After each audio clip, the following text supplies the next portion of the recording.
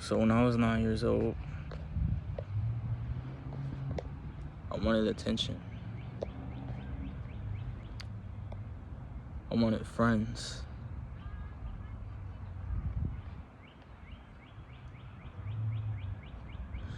But I never fit in. Never had any real friends. So I did things to get the attention that I wanted, to make those friends, to fit in with the crowd. The crowd.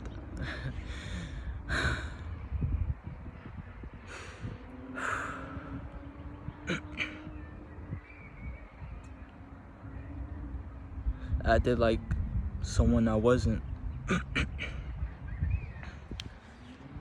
just to get attention, just so I could fit in, just so I could make friends.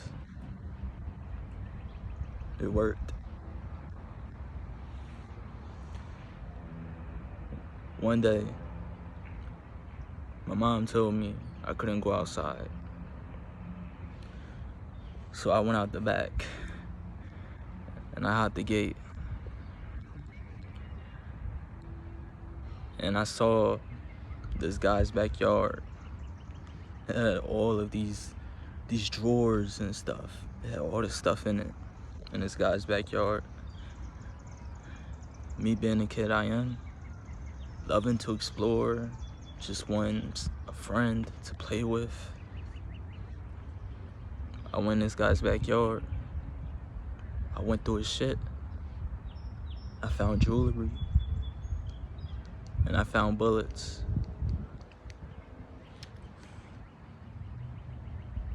I found watches, and I found bullets. I took the watches, I took the bullets, I left everything else. I started showing people the bullets because I wanted attention. I wanted friends. I gave someone some bullets. I started showing it to people. Had them in my book bag. One day I took them to school. I forgot they were in my book bag. When I remembered, I got like this rush of fear through me. I was only 9 years old. But I thought, maybe I could get some attention. Maybe I could make some friends. So I showed them the bullets.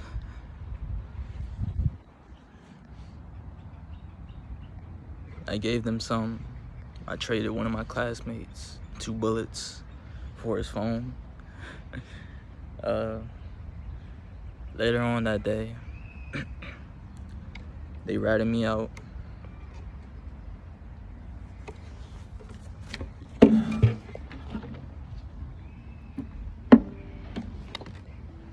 One of the students got caught with the bullets. Teacher took him out in the hallway. I owned up to it. They ratted me out. I cried, owned up to it.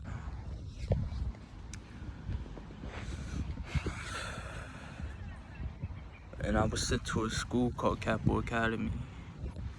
Fuck.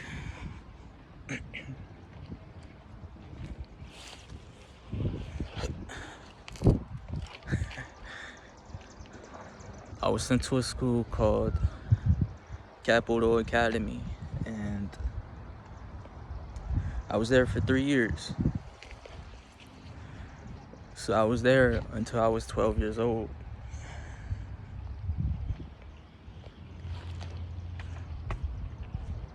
And then, in that time, I was yelled at by the staff. My face was slammed into walls so many times. It happened to me Felt like it was every day. So many times I watched it happen to my classmates, my peers. Got dragged out of the classroom, got yelled at, got bullied by grown men and women, cowards.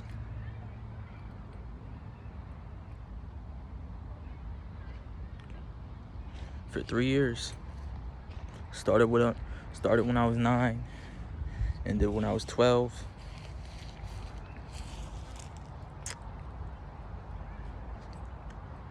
So by the time I was 12, I weighed 244 pounds.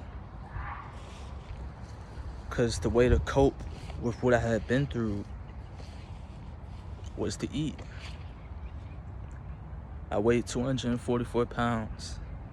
I had a porn addiction. I ate junk food every day, all day, every day. I played video games all the time. I was traumatized. I stopped eating when I was 12. I lost most of the weight over the year. I was sent to a special ed school. It's called Hilltop. By that time, I couldn't even communicate. I couldn't communicate. I couldn't socialize. I didn't know how to heal. I didn't know how to talk.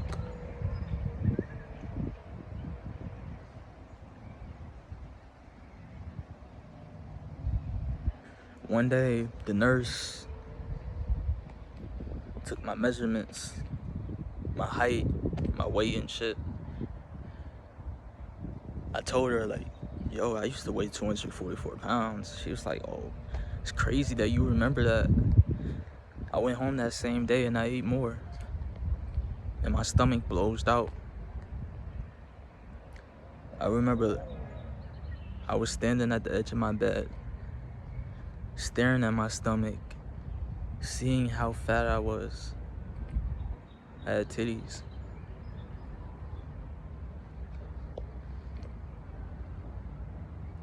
And for the first time in my life, I felt insecure. So I told myself, I want a six-pack. I want a nice body. I want a better body.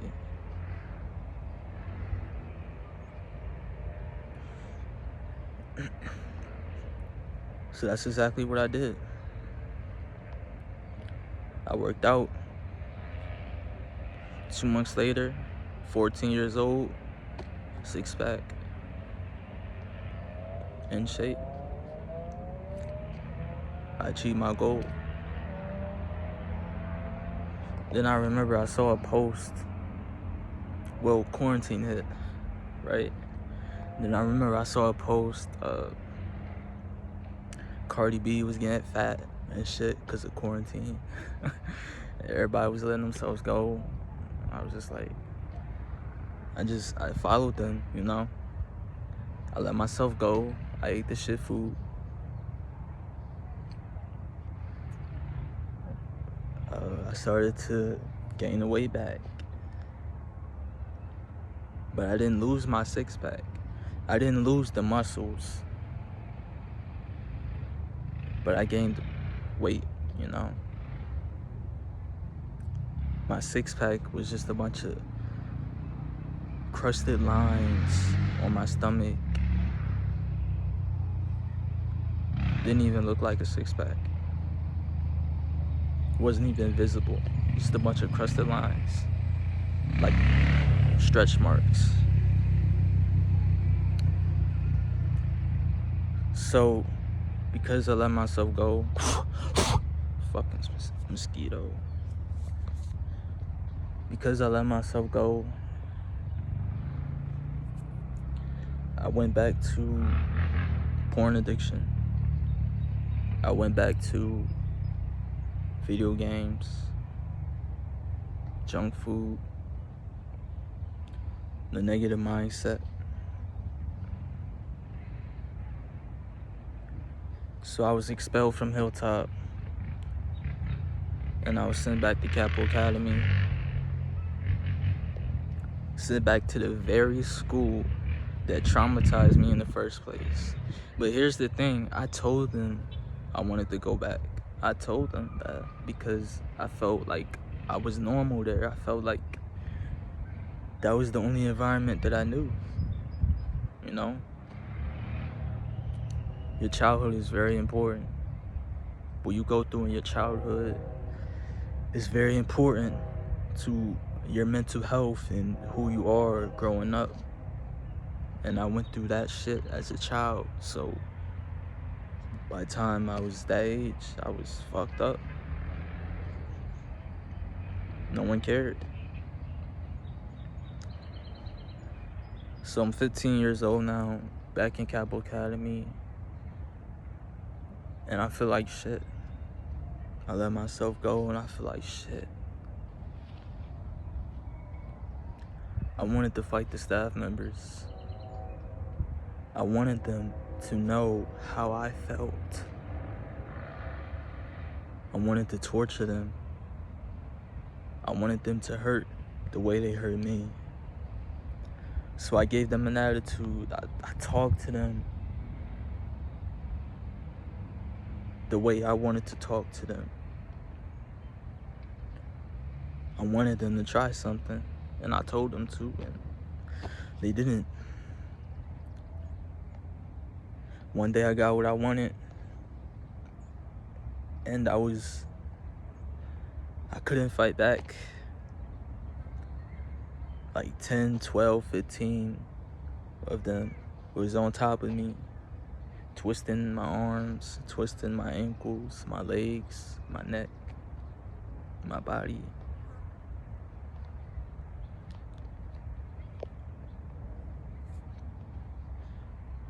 They all jumped me.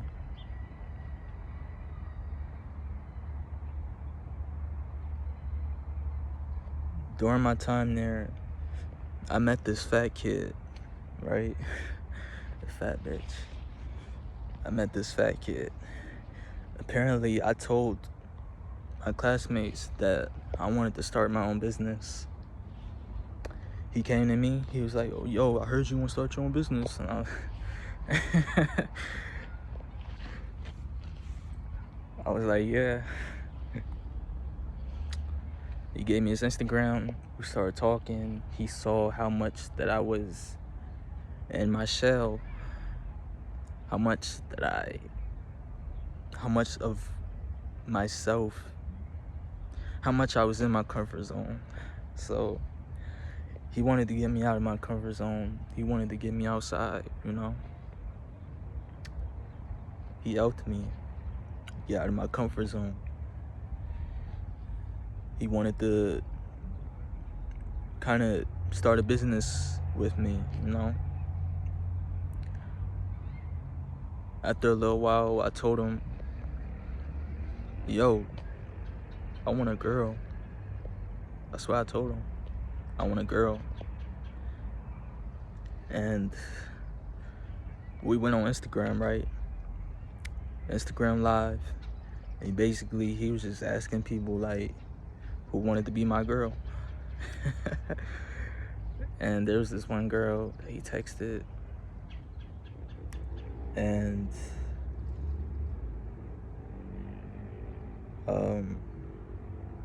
I texted her. I hopped on her live. Me, fat kid, the girl, we hopped on the phone.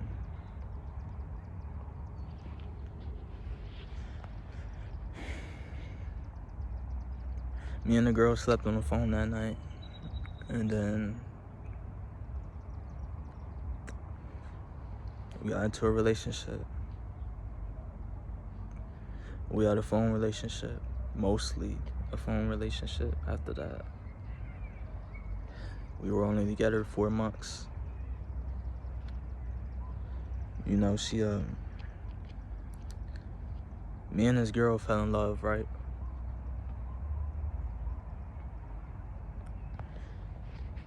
One day, a fat kid told me about a job he wanted to work at Pizza Hut. So I was like, we could work there together. So I applied. This fat ass, too lazy, put in the application. I did it for him. I got the job. He didn't get the job. And at that point,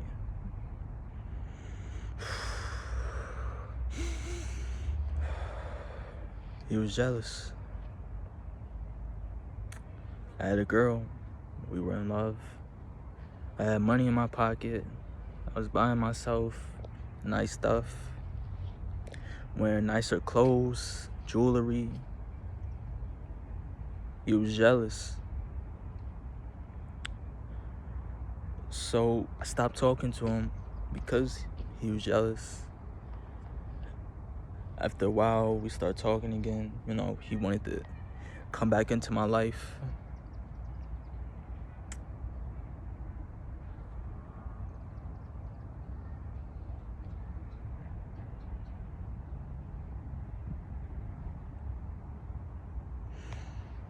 He disrespected me a lot, lied to me, used me to buy the trash weed, the shitty junk food, you know, disrespected me a whole lot.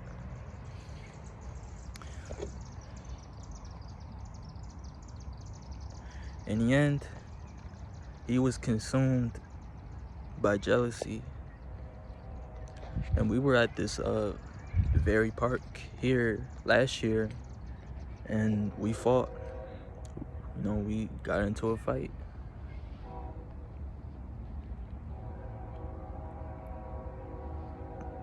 He was consumed by jealousy. He wanted to humiliate me. So we fought at this park, right? I got more punches in. So that means I won, because I got more punches in. Around here, that means you win. Next day, I get on the school bus. Bus driver picks him up. First thing he does, he walks to the back of the bus. He gives the kid his phone, tells him to record, and he gets in my face. Saying, what you want to do, young boy? What you want to do? I walk to the front of the bus. And I tell the bus driver to let me off because I already fought him yesterday. I didn't want to fight. I didn't want to fight anymore. I showed this dude love. I was there for this dude when no one else was. And he betrayed me and disrespected me. I didn't want anything to do with him anymore. Bus driver didn't let me off. He at the time, you know, I gained weight, struggling with porn, junk food, video games. So I'm weak, you know, I'm weak mentally and physically. I don't know how to fight.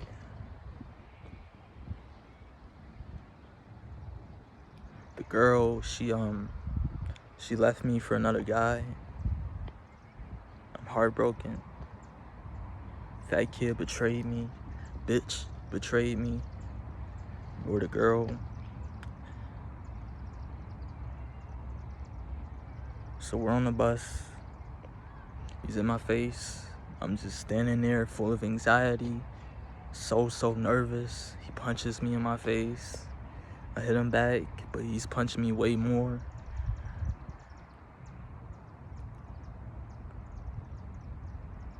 I block. I grab his hair, started scratching, punching. He busts my nose. Got it all on camera. I go home. I tell my mom. Me, my mom, my brother. We go down to that school. You know, cussing at the staff members, and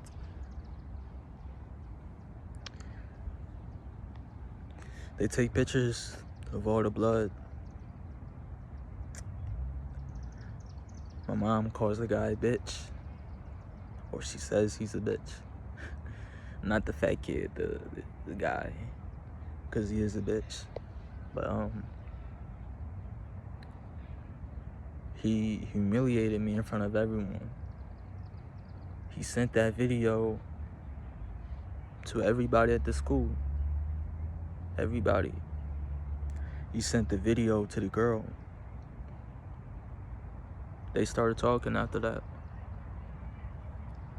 The girl that I was in love with was talking to the very guy that betrayed me. So yeah.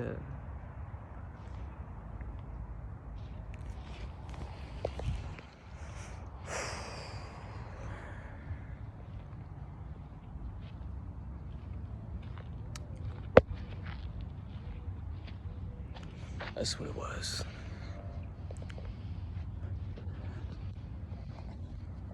Alright, so let's talk about Pizza Hut.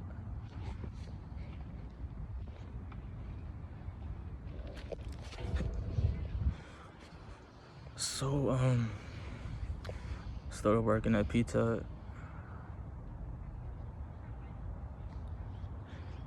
People there were fake.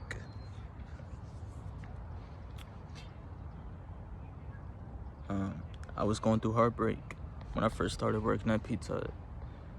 And the manager was gonna fire me because I was heartbroken, because I couldn't cope, or I came into work with this weight on my shoulders, and he didn't like that, right? So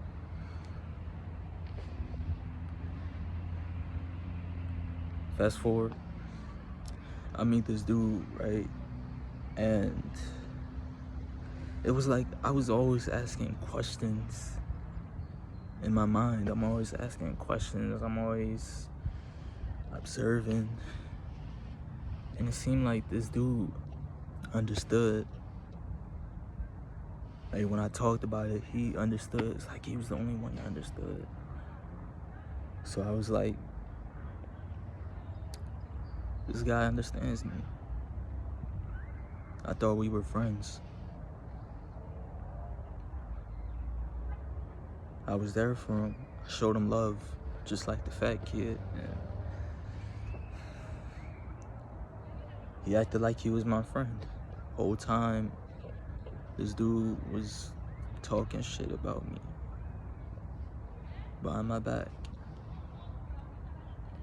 And whenever I would come to work and make the pizzas with him, he'd talk shit about everybody else. Under his breath, he'd talk about everyone.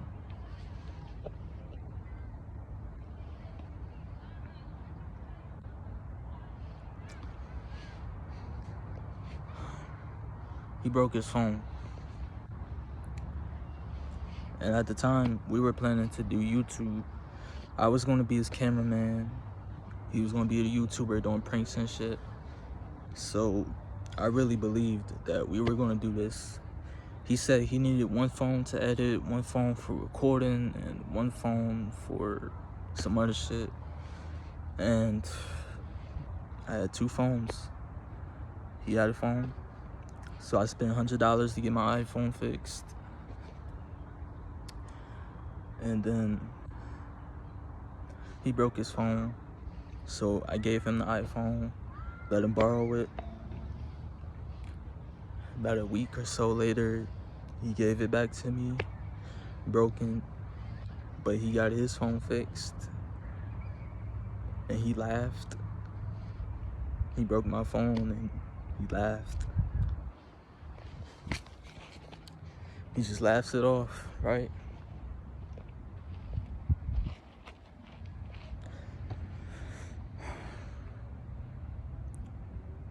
So I told him he owed me money, and I gave him the phone back.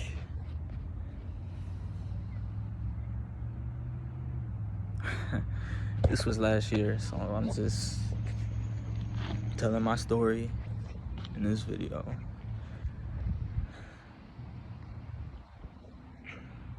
So he tells me that he goes and gets the phone fixed.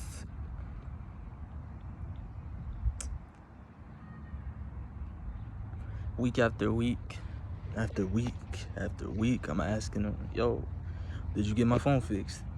He's always giving me some kind of excuse. Oh, nah, I ain't go there yet. Or he said that, oh, the lady said she can't fix it, so I'm gonna just cash app you. And I just kept telling him, like, nah, just give me the phone back. I'll get it fixed myself. And he's like, no, I'm gonna cash app you. He didn't give me the phone back. Didn't pay me. Didn't pay me back or nothing.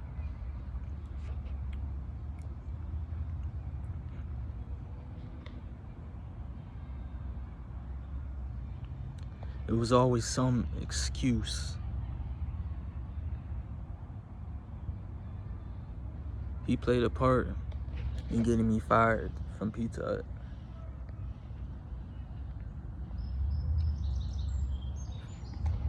Disrespected me behind my back. Got me fired from my job.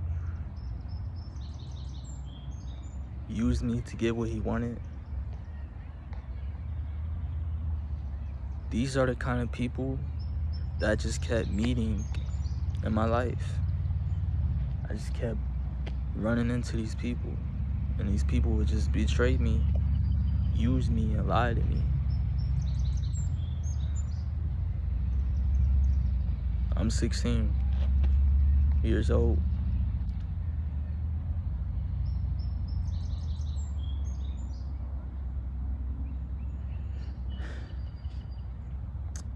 My biological father got out of jail when I was 12 years old. So right when I got out of Capo Academy, sent to Hilltop, he got out, and excuse me, he was home for 3 years. So until I was 15.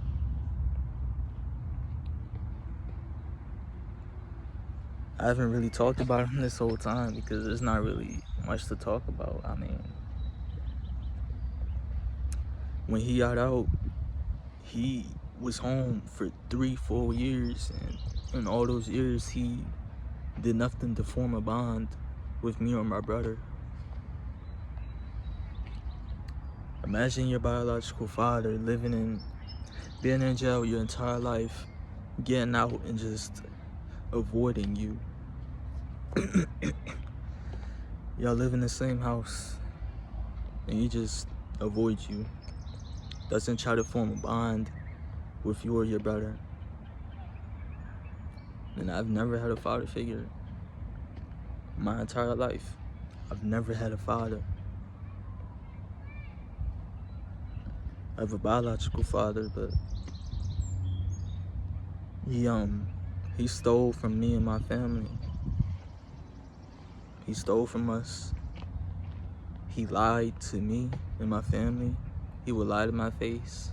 He lied to my mom, my family. He stole from us. He judged us. He disrespected us. He acted like he was better than us. Calling us dirty and shit. My entire life, my mom, she been working at fast food, minimum wage, and she's raised 3 kids. 3 kids. Bought a house, a roof over our heads, food on the table. And she's sick. She's been sick for years, and she still goes to work every fucking day just to raise her kids. And my biological father, he was home. He worked too.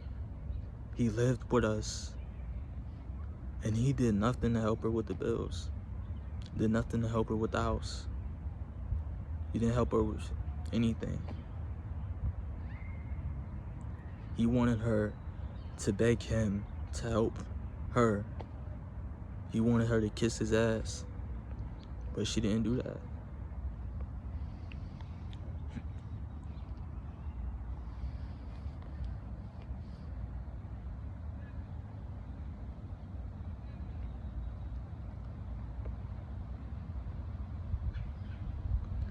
He didn't want us around. He didn't want the kids around. He didn't want kids. I think he had like 5 kids. He didn't raise none of them. He was in jail their entire lives. He gets out of jail and he proved that he did not give a shit about his kids. And so that is why I think he is a coward. That's why as a man, I don't respect him, because like, if you are a man and you are a father, you take responsibility for your children and you take care of them. Even if you were in jail their entire lives, you still had the chance and opportunity to raise them, to guide them, and protect them, and be a man. But he's not a man. He's a fucking coward. So he ran away from his responsibilities as a father. Never helped my mom with the bills. Never helped her out with anything. So she kicked him out. And then these white people came and bought the house we had and kicked us out. And we had to move into a smaller house.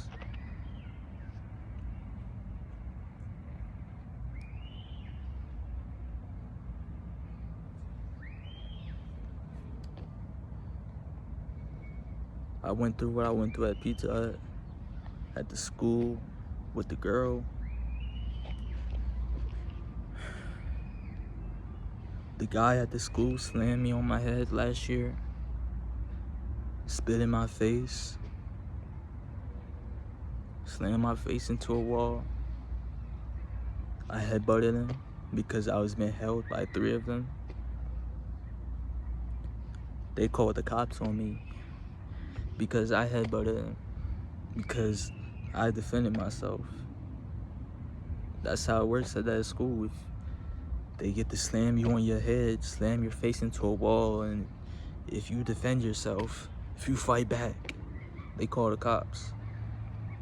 And the cops don't give a shit. They'll take you to jail. The cops, they looked at me like I was evil, like I was a monster. And they wanted to charge me with harassment/assault, but that didn't exist. So they just charged me with aggravated assault. I was put on probation for defending myself. In a couple weeks, I'll be let off of probation, and the aggravated assault will be wiped off my record.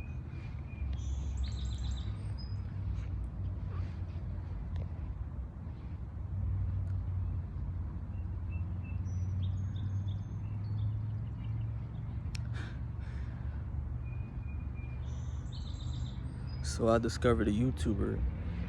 His name's Hamza. He's a self-improvement YouTuber. He helped me get onto self-improvement, and helped me better my life and myself. You know, I've been boxing for the past 7-8 months.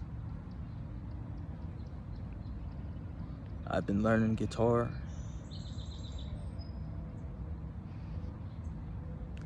I have goals. I've set goals that I will achieve. I am on a path to being successful, meeting the right woman, a good woman. I was baptized 2 months ago.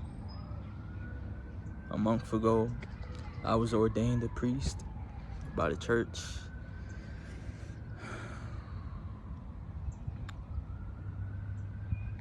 I've devoted my life to God. although I am not consistent. Because I'm not consistent because people made me feel like I was obligated to devote my life to God, to read the Book of Mormon, and obligated to go to church. So I took some time off because I didn't want to feel like I was obligated to follow God. I wanted to follow God by my own choice.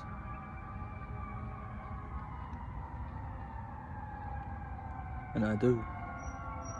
Or I try.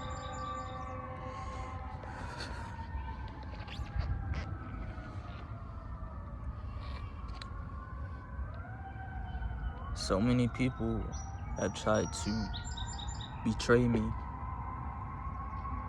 There was the social worker at Hilltop.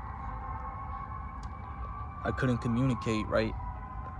So she spent literally all year trying to get me sent to crisis, trying to get me put into a hospital full of crazy people because I'm traumatized and I can't communicate. So that's what these people do.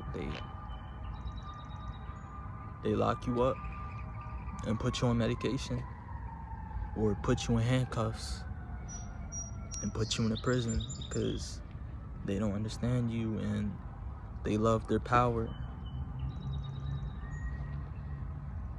That's what this system is. It's corrupted. It's a corrupted system.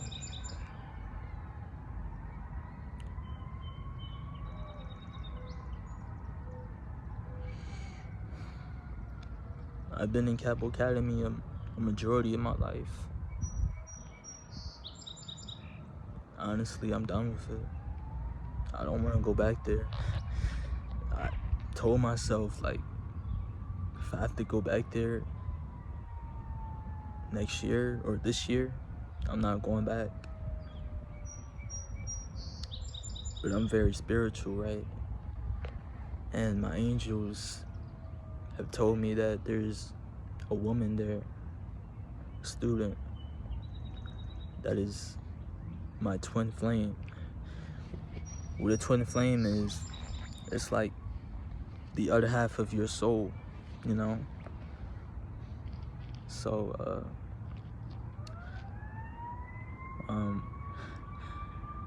yeah, so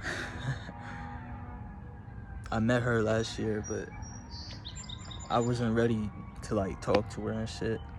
I wasn't confident or anything, so yeah, that's probably the reason why I'm still there, to talk to this girl and probably fall in love and shit. I think I deserve it. I deserve a good woman. I mean, I've met so many people that have tried to stop me from becoming successful, and they've all failed because I've had God on my side, and I've always got back up and become even stronger. So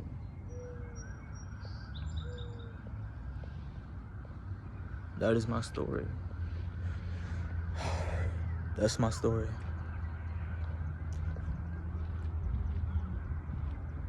I know nobody's probably gonna watch this video. I don't give a shit. Don't watch it.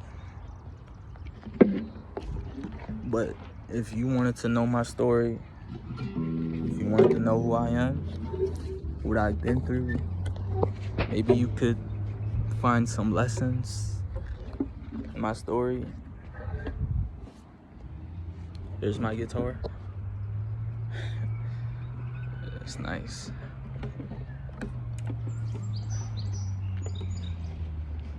Forgiveness is important. Whatever you go through, make sure you forgive those people.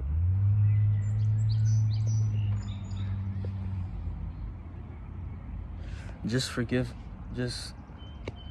them. Not for them, but for yourself. Forgive them so that you can move on and live a better life and evolve. She got a nice ass.